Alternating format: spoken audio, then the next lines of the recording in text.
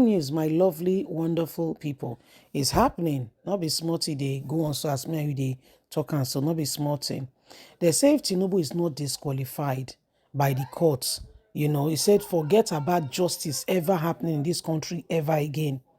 They say Tinubu must be disqualified. Say they're not disqualifying. Hey, they say problem don't deal. He said they're not disqualified this Tinubu.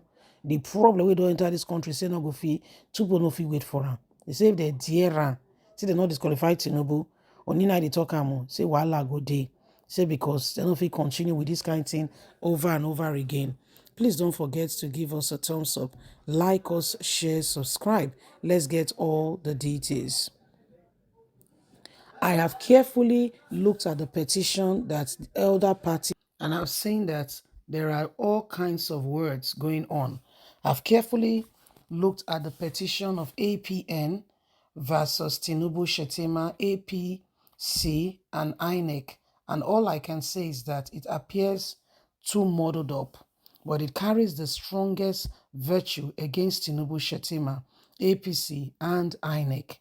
Many look down on the case and say that the Supreme Court has already determined the issue of double nomination. However, a close look at the petition will show that the case was never about double nomination of Shetima, but one of invalid nomination. The core of the case is that as at the time Tinubu nominated his running mate, he himself was no longer a candidate by virtue of a combined provision of the Constitution and Electoral Act 2022 in Section 142, subsection 1 and Section 33 of the Constitution and Electoral Act, respectively. Let me bring you closer to the fact, law and petition before Court of Appeal by the APM due to the impression created by double nomination. APC and Tinubu in contest with INEC have presented a case before the Supreme Court that got them out of the trap of double nomination. However, they deal bid to escape double nomination. They now fall into invalid nomination. Follow me patiently. Now, in the pleading and final address, one fact remained constant and undoubtedly solid, as the party are in currently the first, second, and third, fourth correspondent all agree that the placeholder Alhaji Mesari withdraw his vice presidential placeholder on 24th of June 2022. They also all agree that the replacement was made 14th of July. It is not debatable that between the withdrawal and replacement, a period of 21 days has elapsed. So, all this being said, what exactly is going on here? And Tinubu now stands a chance of being disqualified.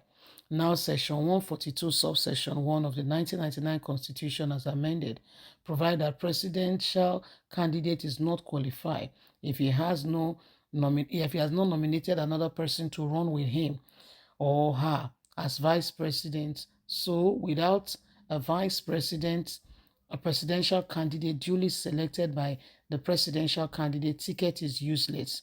So, in order to beat the provision, another requirement for time, the Electoral Act 2022 that APC have to look into is that they saw and they called the placeholder to secure presidential ticket for the period before it replaced Alhaji Mesari was the vice presidential candidate of APC in the eye of the law.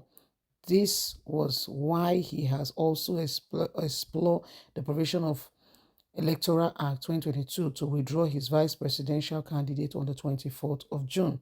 So as it stands, this man had no candidate within the duration of time, and therefore Tinubu is not valid to be called the president of the country.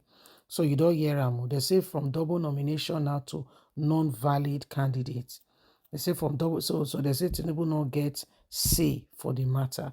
Well, my lovely, wonderful people, you can see for yourself, say, the matter is serious pass as we dey think am, because currently right about now every single person every single person can see how things have been and why we need to begin to iron out So, I mean, if you listen very well to the explanation, Tinubu may be standing, no chance to be in court already, because as we see right now, there are all kinds of, messages flying around with regards to who could possibly be the right candidate, who had all the boxes ticked.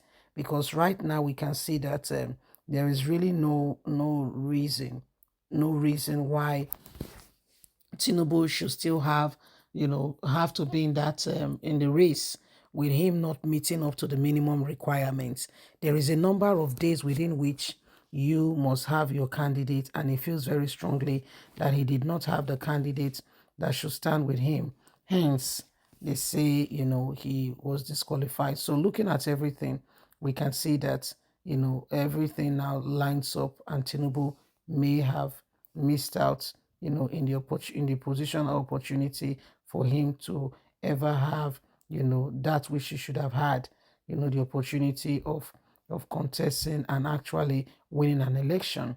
So if he's nullified, that means all that he has proposed, all the vote that he has gotten will definitely now be what's being nullified. So these are possibilities and things that are happening, and why we all should, look at these things more critically and ensure that at the end of the day, nobody takes that which belongs to us. We all must ensure that at the end of the day, Nigeria becomes a better place for us. The issue is that the more the more we allow, on an untruthful decision to take over, the more things, get more terrible. Okay, this person we are talking about, the person we are talking about right now, does not have anything or what it takes for us to have this nation to be the president. All the all the odds are just against him in terms of how we've gotten here. So when you look at it, you see that Tinubu could really really be at fault. He could really sincerely be at fault. So it is what it is. And so nobody should allow us to suffer needlessly. Let those who qualify to be Nigeria's leader take over and lead this country and give us, the direction like we should, and tell us, lead us and let us know exactly what is going on. You know, if you're not qualified, don't lead. Leave us a comment. Bye for now.